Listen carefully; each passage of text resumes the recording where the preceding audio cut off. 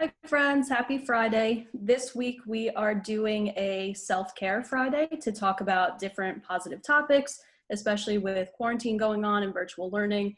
Sometimes it can be a little bit overwhelming or a little bit hard to navigate. So we wanted to kind of shed light on something that's happy and uplifting and positive.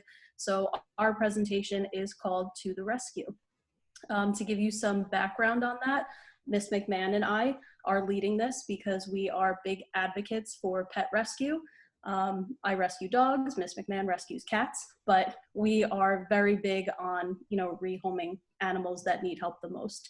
So we both teach in the Alpha unit. I teach social studies, Miss McMahon teaches language arts, and we wanted to introduce you to our pets because obviously they're the most important part of this presentation. I'm sure you're more interested in them. It's true. So this is Milla. This is my rescue dog. I adopted her last March, so it's been almost a year and a half. Before I moved out, I rescued dogs with my family, so I have two there, but Milla is all my own. So she was found as a stray. I got her from the Tinton Falls SPCA. She is a Rottweiler Hound mix.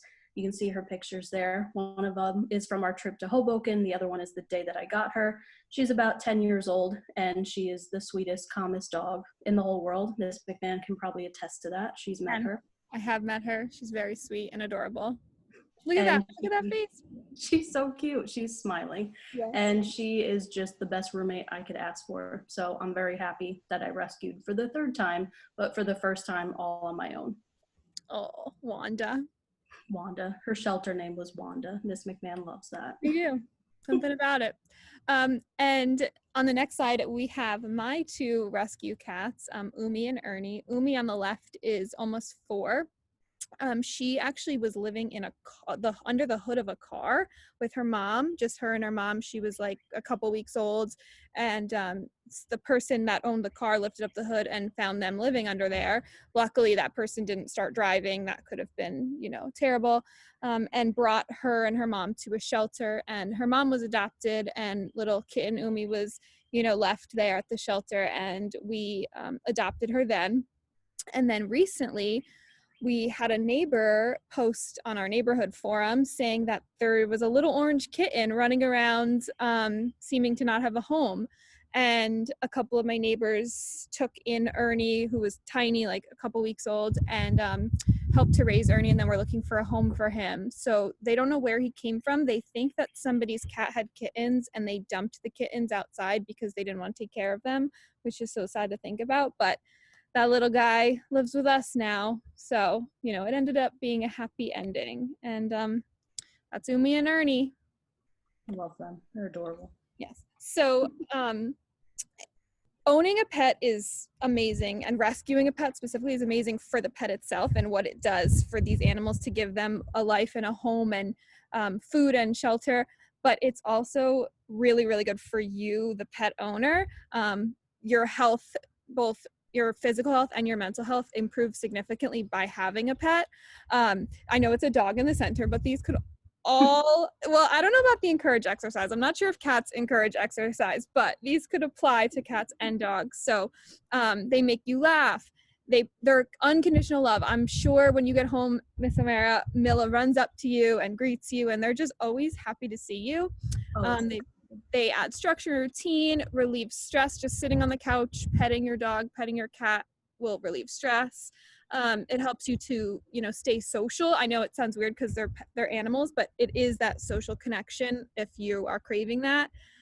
It's also a lot of responsibility. So it's important to note that don't just get a pet to get a pet, but if you're up for the responsibility of it, it is a good sense of purpose. And it helps to ease loneliness. So those are just some reasons. I'm sure there's more, but some reasons why you should own a pet. Agreed. We wanted to share some statistics with you because if you're not familiar with pet rescue or it's something that maybe you're looking into or your family's looking into, it's always good to have some background. So these are according to the ASPCA, which is a big kind of like pro-rescue, pro-animal organization. So about 6.5 million animals enter shelters every year. So cats, dogs, it could also be other animals, rabbits, farm animals that get surrendered. Shelters have all kinds of pets available. Yep. 3.2 3.2 million, I'm sorry, shelter animals are adopted each year, and it's a pretty even split between cats and dogs. So you might have that debate with people, which one's better, cats or dogs? Miss McMahon and I do that all the time, but it's an even split. It's hard. It's hard. She makes good points. I make good points. I don't know. Every year is a new debate. So if you're ever in Alpha, I'm sure you'll hear that. Yeah. And then the last one says, a lot of times animals enter the shelter because their owner is moving, their pet grew larger than they expected, their behavior is hard to manage, or there are health issues. So there's lots of reasons that animals end up in shelters. You know, Milla being a stray, and then Miss McMahon finding her cats either needing to be rehomed or being found with their mother. There's different reasons that they end up there. Everyone has a different story, the way that humans have a different story. So it's definitely interesting and very kind of insightful to learn about how they came to be there and what you can do to help. And a lot of times, you don't necessarily know the breed of your dog or your cat if you're rescuing them from a shelter. But now they have this like really cool technology where kind of like you can send in your DNA as a human to find out like where you're from. You can find out what breed your animal is, which is pretty cool.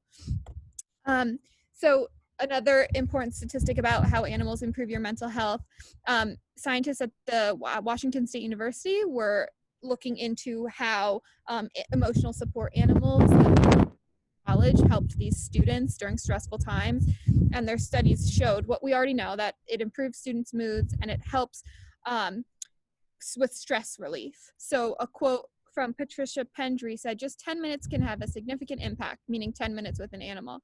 Students in our study that interacted with cats and dogs had a significant reduction in cortisol, which is a major stress hormone. So it just goes to show that a little amount of time with an animal is beneficial to humans.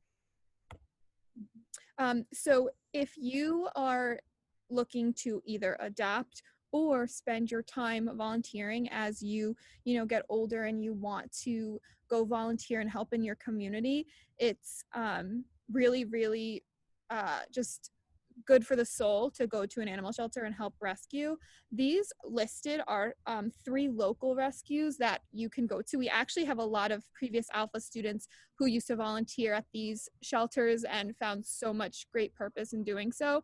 So SAVE is located in Princeton. That's probably the closest one and the most common one that South Brunswick students volunteer at. Easel Animal Rescue in Ewing, and then Animal Rescue Force in East Brunswick is where we got Umi from, and it's not that far, so I had to throw it in there. So these are places you could either look. They all usually post their adoptable animals online. So if you and your family wanted to adopt, you could look at what types of animals they have, or you could go there and volunteer. You could also even donate, and Miss Amara is going to talk about that in the next slide. Yep, sometimes it's not always possible to rescue an animal. Your family may not be on board with it, or somebody may have an allergy, but there are ways to help shelter pets and the shelters themselves at any point without actually taking on the responsibility of an animal. So on this slide, we just listed what shelters are always looking for: unopened food or treats, leashes, collars, harnesses, toys, sheets, blankets or towels, cleaning supplies, crates, meaning like a big dog crate, or carriers for a cat or for a kitten. So this might be stuff that you have lying around from an old pet, or that a friend or a family member has lying around that they're not using anymore. It could be, things that you find in the store that are not very expensive, but you want to find a way to help out. These always come in handy at shelters. A lot of shelters are nonprofit. They run on donations. So this is just one way that you can give back and help animals if that's something that you're interested in. Yeah, there's no act too small when it comes to helping. But if you can, you should adopt, because that's the best. That's the best way to do it. And if it's a dog, even better. Nothing against cats. A cat too is great also. Cats are good. Cats are fine. Dogs are fine. Love them. They're fine. Love them all. Yeah. So hopefully you guys learned something new. Hopefully we were able to shed some light on the whole idea of rescuing animals and how you can help. And then if you ever see us around the building or you want to reach out, we'll be more than happy to talk about rescues with you.